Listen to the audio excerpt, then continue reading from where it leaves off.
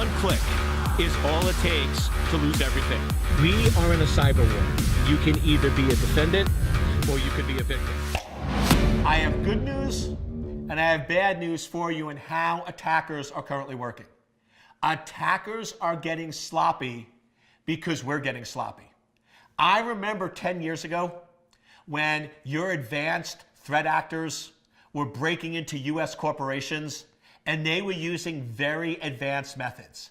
They were using zero-day attacks to break in. So even if you had your systems locked down and patched and protected, they were still able to bypass your security measures, but they were very, very advanced threat vectors and very, very complex in how they worked.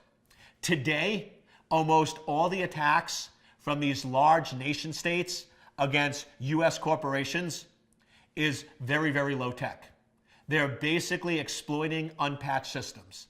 They're basically downloading known exploits right off the internet for patches that were released 2, 3, and 4 years ago and breaking into companies using very simple methods. Now, the good news for you is it's much easier to defend against them, because if you just go in and patch your servers and do not have any critical data accessible from the internet, most of the attacks that are out there today will not work against your company.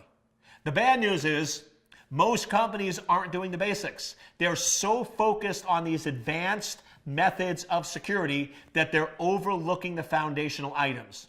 If you don't have asset inventory, if you're not patching your systems, you're going to lose. Now, one other thing to keep in mind, these attackers, these nation states, they're going to break in. So if we start patching and locking down and protecting our data, they're not going to go away. They're going to get more and more advanced in their attacks, which is harder to detect. That's the bad news.